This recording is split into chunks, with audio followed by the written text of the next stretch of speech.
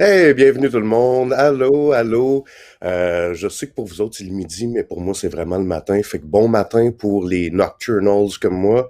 Bienvenue à Dessin et Discussion, qui est un segment dans le cadre de la 10e édition du FBDM. FBDM 10 ans, c'est fou. Donc, c'est quoi l'émission? En gros, c'est que on invite deux BDistes, on jase, on les check dessiner en même temps, puis on s'est dit que c'était une bonne idée de les faire dessiner le personnage de l'autre. Fait que je suis Jake Dion, je vais animer la prochaine demi-heure avec vous autres. Puis juste avant de présenter mes invités, je veux remercier Front Froid qui est le commanditaire de l'épisode. Fait que merci Front Froid. You know I love you. Et bon, ben allons-y. Fait que ma première invitée est Cab. Comment tu vas, Cab? Salut, comment ça va? Ça va Ça pas de va comme bien? si... Ça va comme si, toi, mettons, tu t'étais levé à 5 heures du matin. Fait que tu sais, ça va, mais il me manque encore un café, là. Tu sais, je suis Je tôt, là, comprends. pour moi. Ouais, ouais, C'est ouais. tôt, c'est tôt. Ma deuxième invitée, c'est Caton. Allô, Caton? Allô, Comment tu vas? ça va bien? Moi aussi, c'est un peu tôt pour moi, mais Yes! Yes, t'es dans mon équipe, tu me comprends. oui. Puis moi, je voulais faire comme une grosse mise en scène théâtrale. Puis là, finalement, hier, avant de me coucher, j'étais comme, moi, non, ça va être compliqué. Mais je voulais faire comme si on se rendait au festival, mais tout hangover, genre. Comme si hier, c'était les prix BD-Lys, on a fait du karaoké jusqu'à 2 heures du matin, puis là, on se voit le matin, puis on est comme, allô, puis avec notre café. On peut faire Ben ça, oui, J'ai ben, là. une Cab, tasse, j'ai une tasse qui représente bien ton état d'esprit, qui est marquée Oui. fuck tout. Fait que c'est parfait. ah, fuck tout. Mais non, mais le pire, c'est que je suis full de bonne humeur, puis je suis content de vous jaser. Ça va être le fun. Fait que, on peut se lancer direct dans le dessin, si ça vous tente. Je commence Cool. tout le temps un peu par la même question, euh, parce que, tu sais, dans le cadre de l'émission Dessin et Discussion, j'ai reçu quand même des BDistes très différents, dont Réal Godbout, qui était traditionnel. Fait que lui, il dessinait avec une Mhm. caméra, tu sais, il dessinait pas... Puis Cab, tu sais, évidemment, nous deux, on se connaît un peu plus, je sais un peu ta méthode de travail, mais Caton, je ne sais pas en tout comment tu travailles. Tu En veux-tu fait, nous en c'est parler assez, un peu? oui, c'est assez traditionnel, moi aussi, en fait. Fait que j'avoue que là, ma petite tablette graphique que j'ai, c'est une petite tablette qui m'avait coûté genre 100 pièces en 2010. Fait que ça va donner ce que ça va donner. Parce que c'est ça, je travaille vraiment comme sur papier. Puis en fait, comment? Ouais, c'est Ah, ça. on Dans le me parle à fond, la régie, on me dit ah qu'il n'y a oui, pas de dessin, on dit que vous êtes pas assez oui, rapide, je dessinez plus commence. vite. Non, c'est C'est pas ça. vrai. Dans le fond, pour les Ananas de la colère, pour le dessin que Cab va faire, c'était vraiment comme un, c'était vraiment comme sur du papier avec des outils super traditionnels, genre encre de Chine et plume. Parce que Mhm. c'est ça. Je trouve que je passe déjà vraiment beaucoup de temps dans ma vie sur des écrans, comme tous mes loisirs, puis toute ma, tu sais, la job, c'est beaucoup sur des écrans quand même, quand je canne mes planches. Fait que je me dis que si je commence à dessiner comme, tu sais, en numérique, en plus, je vais passer vraiment mon entière vie sur des écrans. Fait que c'est pour ça que j'essaie de conserver Ouais. un petit peu de ça. C'est vraiment lié pour moi à comme mon plaisir de dessiner, c'est vraiment lié à mon enfance puis tout ça, puis vraiment des bons feelings de papier, là. Fait que c'est ça. C'est fou parce que moi, j'ai remarqué qu'il y a beaucoup d'artistes, tu sais, moi, c'est mon cas personnellement à moi, qui ont commencé digital, puis qu'à un moment donné, ils font comme, attends, mais essaye de dessiner sur du vrai papier, tu sais, comme dans l'ancien temps. Puis finalement, Hum, genre, tu fais comme, OK, tu découvres que c'est un autre processus, c'est un autre mindset. Justement, t'es pas devant ton écran, t'as pas un onglet Facebook à côté, ouais. tu sais, t'es plongé complètement dans le travail. Puis, ben, je pensais à toi aussi, Cab, c'est un peu ça que t'as fait pour ta BD présentement, U-Town. Si je me trompe pas, Hiver nucléaire, est-ce que c'était numérique? Ben, c'est moitié-moitié. C'était à moitié-moitié? Non, ouais, ouais, le crayonné puis l'ancrage a été fait à la main, mais la couleur est digitale. Mais j'aime OK. vraiment mieux dessiner à la main, là. C'est quand je dessine c'est quand je dessine à l'ordi, c'est vraiment pour une contrainte de temps puis de facilité de correction, là. Mhm. Mais j'ai pas de préférence, j'aime vraiment les deux.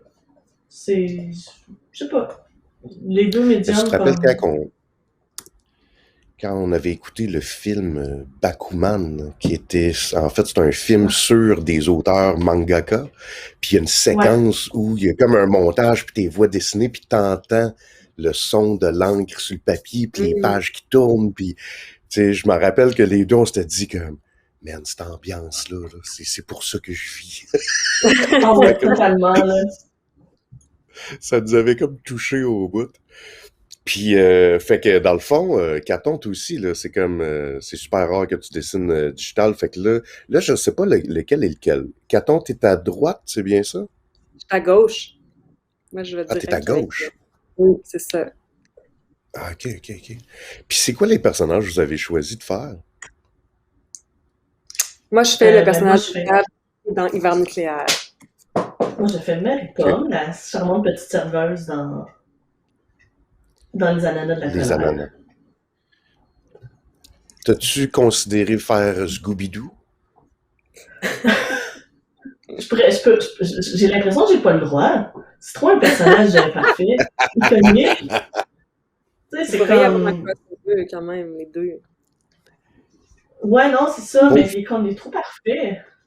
Ouais, Il est c'est vraiment ça. changeant, en fait, dans la bande dessinée. Comme, tu sais, mon design de Scooby-Doo, on dirait que c'est comme juste un chien de base extrêmement élastique.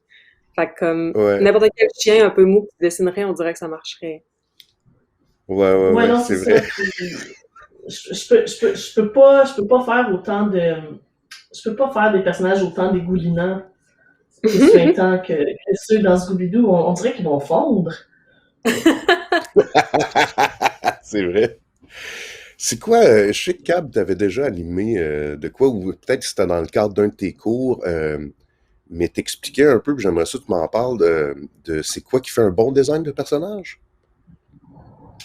Oh mon Dieu, un bon design de personnage. Ben, d'un point de vue purement dessin, je pense qu'il faut que ça soit un mélange d'iconique puis d'unique.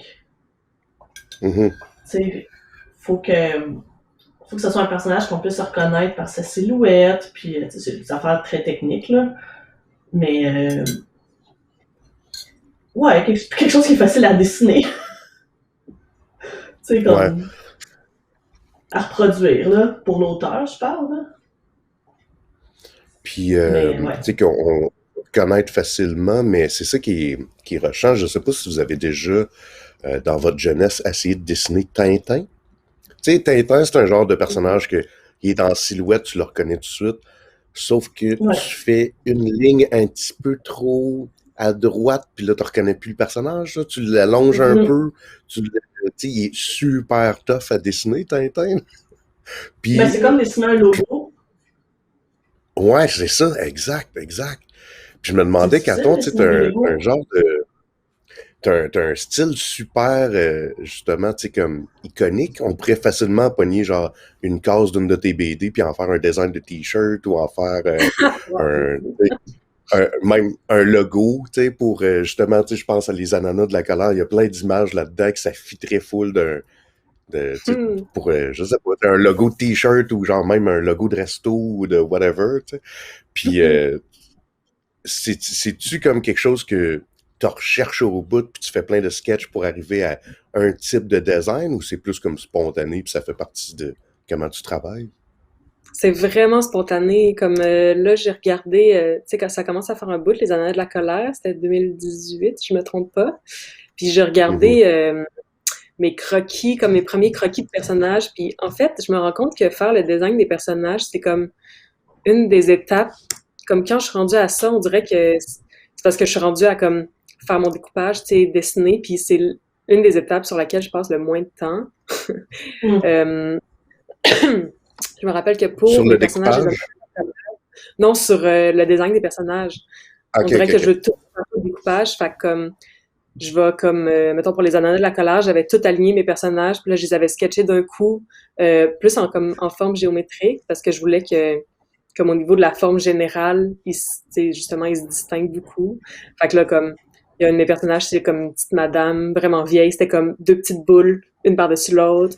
il y avait comme un personnage que c'était juste plein de formes super allongées. Il y en avait une, tu sais, qui était vraiment plus grande puis large que les autres, juste pour être sûr de comme vraiment bien les distinguer. Mais après Mhm. ça, ben, comme tu dis, c'est ça, je veux que ça reste super simple puis facile à dessiner, tu sais. Fait que, ouais, je passe vraiment rarement comme tant de temps que ça à, tu sais, à peaufiner puis tout ça, les designs. De toute façon, les personnages Dernièrement, évoluent au fur et à mesure qu'on les dessine, tu sais. Même si tu fais, ouais. tu passes des heures à les dessiner en amont, ben, leur design se précise dans la BD. Tu Mm. sais, moi, j'ai designé, le design final de Flavie est venu à cause de la dédicace. Mm. Parce que Ouais, ben oui. c'est toujours elle que je dessinais en dédicace, parce que j'avais jamais dédicacé d'album de ma vie. Fait qu'à force de la dessiner de la même façon, elle a changé, puis c'est le même que je l'ai dessiné dans les livres après. Mhm. Puis quand tu dis elle a changé, c'est quoi exactement qui a changé, mettons, pour le monde qui dessine pas, là? Est-ce qu'il serait capable de faire la différence entre Flavie du tome Ouais. 1 puis du tome 3?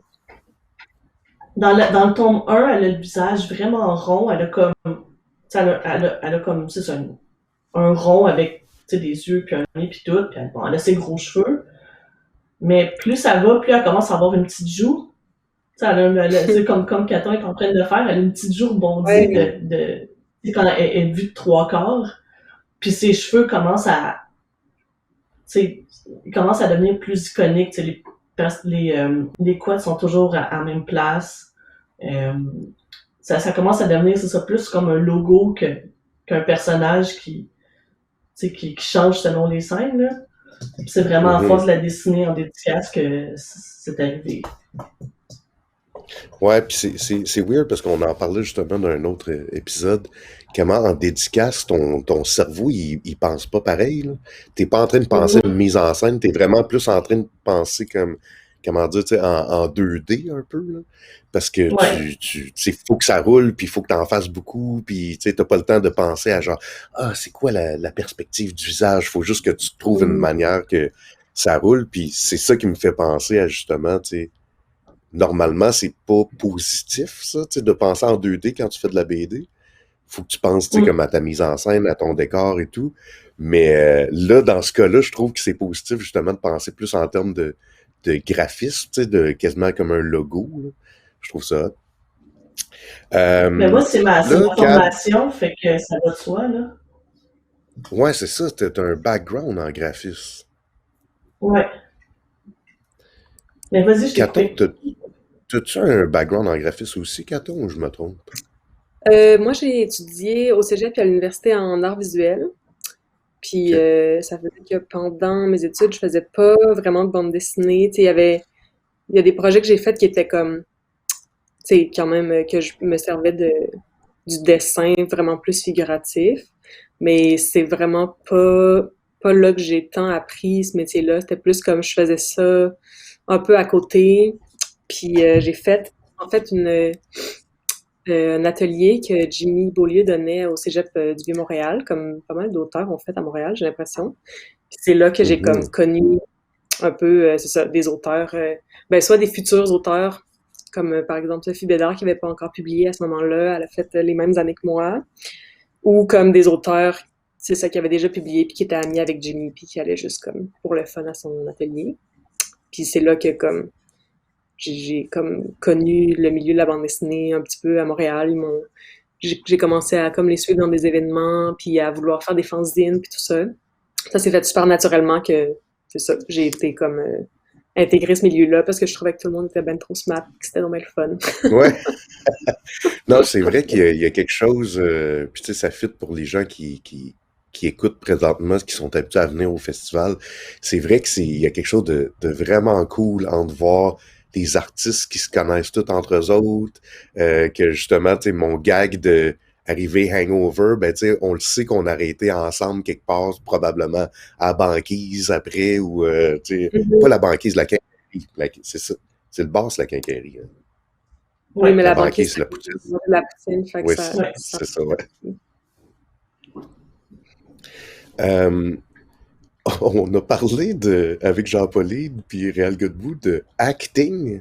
parce que on disait que dans le fond, quand tu fais une BD, t'as tous les rôles.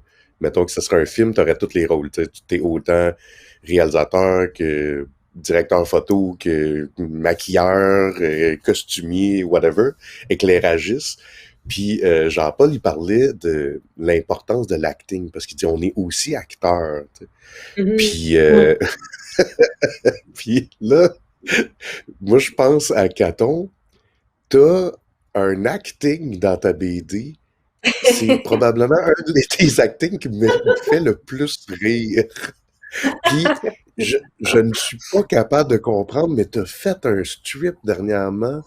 Je pense que c'était sur Instagram. Je sais pas si ça vient d'un fanzine ou quelque part, mais toi qui es petite dans un genre de camp de vacances, là, puis il faut que tu donnes des notes à une activité, ou c'est peut-être à l'école ou à maternelle, en tout cas, Ah, c'est toi qui es petite, puis il faut que tu rates une activité en termes de bonhomme sourire, bonhomme moyen ou bonhomme pas content. oui. Puis j'ai l'impression que ce strip-là, c'est tout un build-up à la case finale qui est la petite qui donne sa note, mais Mhm. c'est tout bâti autour de l'acting de ce personnage-là. Puis je me demandais Oui, si tu oui, pouvais c'est plus un intense. peu genre, C'est- oui, puis si tu pouvais un peu parler de ça, de comment tu approches ça, c'est quoi que tu choisis, telle expression à tel moment, etc. Je pense que c'est vraiment instinctif, comme je sais pas, je pense que ça vient avec le fait de vraiment beaucoup lire de bandes dessinées, ça, ou comme avoir consommé vraiment beaucoup d'images puis de dessins. Aussi, j'ai appris à dessiner avec en lisant des Dragon Ball quand j'étais enfant.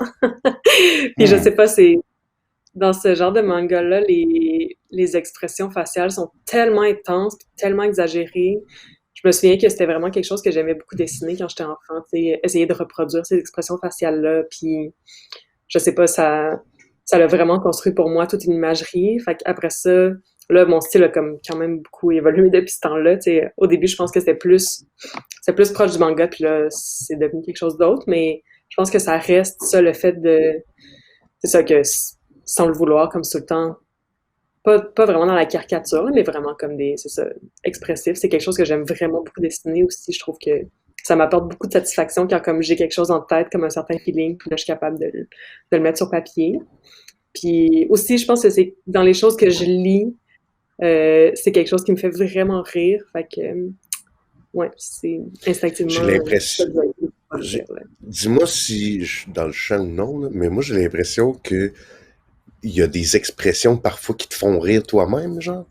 Oui. Ça se peut. C'est Mais ça. Mais je en pense même que temps, c'est brillant parce que tu sais, beaucoup n'importe d'auteurs. quel humoriste va te dire ça, c'est que c'est quand tu es capable de te faire rire toi-même Ben, c'est que ça. tu Ouais. Ben sais que oui, ton c'est gag ça. va marcher. Tu sais. Ouais.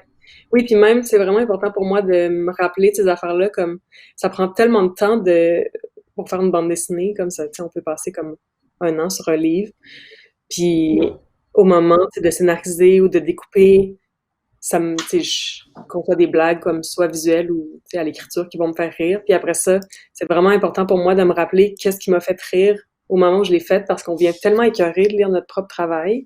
Comment travailler un an sur Ok. quelque chose, c'est la meilleure manière d'être vraiment écœuré de lire qu'est-ce qu'on a fait.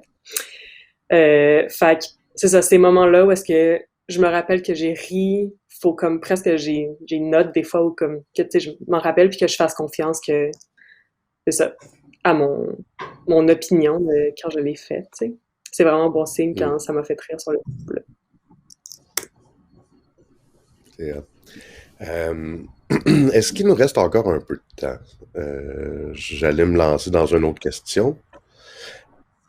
Ah, ok, on y reste 3 4 minutes. Je voulais, Cab, que tu nous jases un peu parce que je voulais faire un lien entre les expressions, l'acting, puis la mise en Mhm. scène. Avec ton webcomic de U-Town, tu es particulièrement dans une passe intense présentement. Si les gens qui suivent le webcomic U-Town le savent, là, il se passe de quoi de super hot. Puis je me demandais, c'est quoi ton approche avec l'acting de tes Mm. personnages? Est-ce que tu essaies de l'incarner physiquement? Est-ce que tu as des références? Comment que ça fonctionne pour toi? Pour le acting, ben, je fais. Moi, il y a beaucoup des expressions qui me viennent au storyboard. Mm. Je fais des storyboards quand même assez poussés parce qu'il faut que je les fasse réviser. Fait que comme quand je fais un premier jet, j'ai pas le choix que de penser aux expressions. Fait que ça vient vraiment avec avec l'écriture, là, je te dirais. Je fais pas des phases vides que je remplis après au crayon, là. Je fais comme, tu sais, au pire aller, j'en fais des points avec, pour les yeux, puis je mets des expressions au storyboard. Fait qu'on dirait que j'ai comme pas le choix que de sortir ça dans le premier jet. Sinon, Mm. j'y arrive pas. Puis non, mais l'écriture me guide, là, c'est une histoire qui est quand même assez dans le ressenti puis dans les relations avec les personnages. Fait que je mets une attention particulière aux faces. Puis comme Caton, j'aime ça faire des tronches. Chris, que c'est le fun de faire des faces Ouais. qui te font rire, là. Ouais. Fait que j'essaie autant d'en faire des vraiment comiques que d'en faire des plus sérieuses, mais faut que ça soit expressif, sinon ça vaut pas la peine de faire de la BD, là. Mm. Non, c'est super hot. Fait que pour vrai, moi je vous admire énormément tous les deux. Vous êtes comme une source d'inspiration pour moi, surtout pour un projet futur que je prépare. Là, vous allez être mes références. Là. Fait que, fait que, oui, puis je vais, genre, tu sais, quand je vais venir, genre, acheter vos livres, tu sais, je vais être gêné devant vous autres, puis tout, là. Parce que c'est comme trop étudié. Hey, c'est super hot en passant vos dessins, c'est malade. Cap de même eu le temps de mettre une touche de couleur. Puis l'autre, ben, tu sais, on a juste à dire que la couleur est là, c'est juste que c'est blanc, vu que c'est l'hiver. La neige. Ben oui, c'est l'hiver. C'est ça.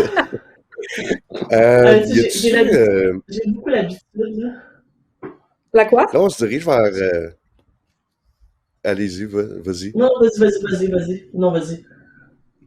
OK. Fait que là, on se dirige vers la fin de l'émission. Y a-tu quelque chose que vous voulez parler juste avant qu'on se quitte? Une place où diriger les gens vers votre travail? Cab? Ben ouais, moi j'ai un webcomic qui s'appelle Utown, qui est disponible en français et en anglais gratuitement sur Internet, parce que j'aime ça, faire des choses gratuites. Fait que les liens sont sur ma page portfolio pis tout, mais comme en ce moment, je veux que les gens ils regardent ça. Lisez ça, c'est ça qui compte. Cool. Caton, y a-tu quelque chose que tu veux plugger? Ben là, pour l'instant, j'ai pas de projet en cours, mais mes derniers livres sont aux éditions Papa, dans le fond, Les Honneurs de la colère, mais aussi mon dernier livre, Les Enquêtes de Scooby-Doo. C'est pas mal mon dernier petit bébé, là, présentement.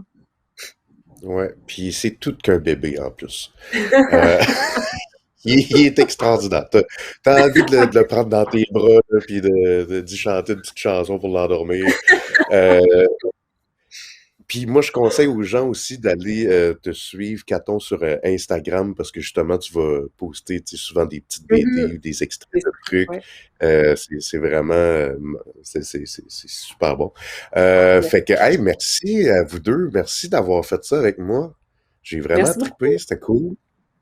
Ben oui, merci à toi. Puis, ben, moi, ça me fait plaisir. Moi, écoute, moi, j'ai la plus belle job, là. Je fais juste, genre, jaser. J'ai pas besoin de performer. J'ai pas besoin de faire un beau dessin. Je trippe au bout. Je suis très laid back. Même si j'ai pas fait ma joke de on est hangover puis c'est le matin puis tout, mais bon, je vais aller me faire un autre café pour tantôt. Fait que ben écoutez, merci aussi aux gens qui sont live, qui nous écoutent présentement. C'est super apprécié que vous soyez là. Dans 2 minutes à 1 heure, c'est l'émission 10 ans de BD québécoise. J'ai pas tous les noms des invités devant moi, mais je sais que Axel Lenoir va être là. Fait que c'est sûr que ça va être bon. Puis, je veux aussi remercier encore Front Froid qui est le commanditaire de l'épisode. Fait que voilà, on se reparle bientôt, plus tard cet après-midi. On va avoir une autre discussion et dessin. Fait que merci encore les filles, puis on se dit à la prochaine. Bye bye. Merci. Bye bye, à la prochaine.